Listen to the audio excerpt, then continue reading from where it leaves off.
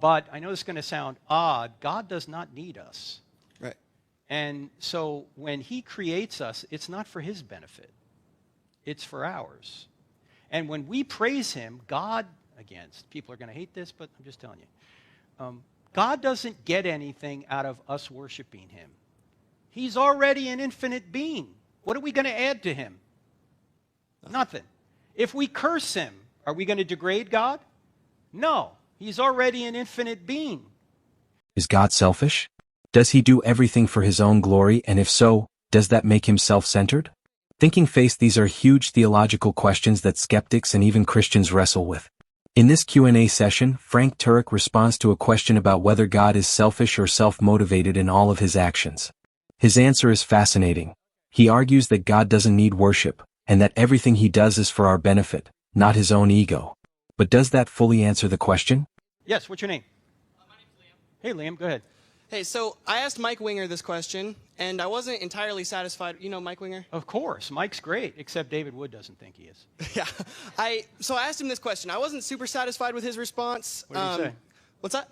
Okay, go ahead. And then tell me what he said. I will. Okay, all right. So I asked him if he believes that God is selfish in everything that he does. So, the cross, saving Israel from the hand of Egypt, is God self-motivated in all of his actions, right? And selfish or self-motivated? What do you mean? Well, I think either of those can be true, because being selfish is acting out of a self-motivation. And I think he left out the possibility that God being selfish is actually not unjust, right? That would somehow be a wrong motivation in God. So I wanted to ask you, do you believe that God is selfish in everything he does, i.e. is his motivation for saving us, for anything selfless that he does, is his ultimate motivation to glorify himself? Does he act out of a self-love? Well, God is love, which means he would love his creatures, which is why he came into this world to save us. But I know this is going to sound odd. God does not need us. Right. And so when he creates us, it's not for his benefit. It's for ours. And when we praise him, God, again, people are going to hate this, but I'm just telling you. God doesn't get anything out of us worshiping him. He's already an infinite being. What are we going to add to him? Nothing. If we curse him, are we going to degrade God? No. He's already an infinite being. We're the ones that get the benefit of praise and the detriment of cursing. That's why he wants us to worship him, because he knows that we're going to benefit from it. Not him. He's an infinite being. This, by the way, is called impassibility. It's controversial among some theologians, but it's impassibility, meaning that we don't degrade or enhance God by what we do. He's an infinite being. He didn't have to create us. He chose to create us because he's a loving being, and in creating us, he can share his love with other free will creatures. And so he did. But if he had never created us, he would have been perfectly content in the Trinity, because a Trinity has a lover, a loved one, and a spirit of love. So he wasn't lonely. He didn't have to create. He wasn't incomplete because he didn't create, but he chose to create. So first of all, I probably wouldn't use the word selfish in your question, because that sounds like it's somehow negative, and whatever we say about God isn't negative. Yeah.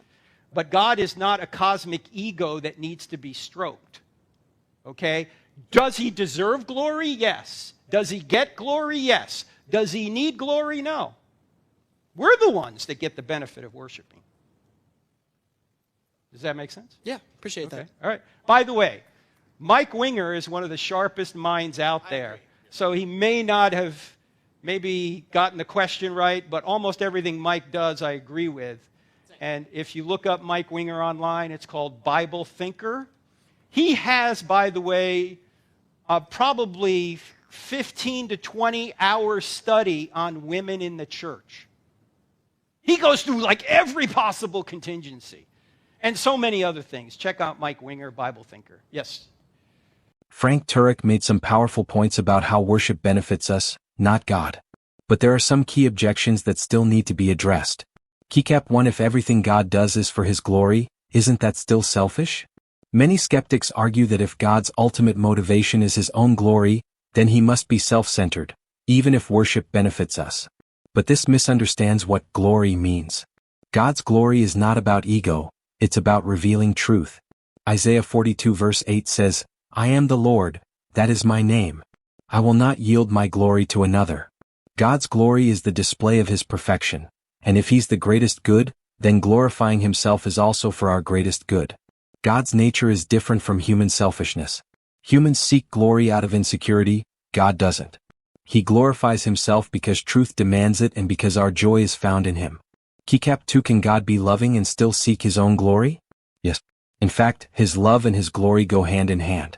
John Piper, in Desiring God, argues that God is most glorified in us when we are most satisfied in him. When we worship him, we are aligning ourselves with the very thing that brings us the most joy and fulfillment. Philippians 2 verses 9 to 11 shows that even Jesus' sacrifice was ultimately for God's glory, yet it was the greatest act of love in history. So rather than seeing glorifying himself and loving us as opposites, we should see them as two sides of the same truth. Keycap 3. Is worship really for our benefit? What does the Bible say? Frank Turek makes the case that God doesn't need worship. We do. But what does the Bible say? Psalm 16 verse 11. In your presence there is fullness of joy, at your right hand are pleasures forevermore. Worship aligns us with the deepest source of joy, God himself.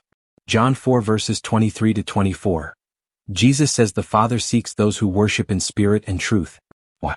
Because true worship leads us into relationship with him. Romans 1 verses 21 to 25.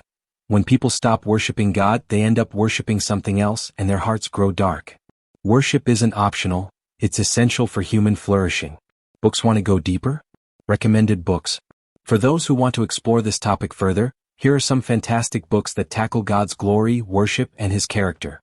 Open book Desiring God, John Piper. Why God's pursuit of his glory is the foundation of our joy. Open book The Reason for God, Timothy Keller. Responds to skeptics' claims about God's selfishness. Open book Knowing God, J.I. Packer. Explores God's nature, including his love and justice. Fire join the discussion. Speech balloon, what do you think? Does God seeking his own glory seem selfish, or does it make sense in light of his nature? Let's talk about it in the comments.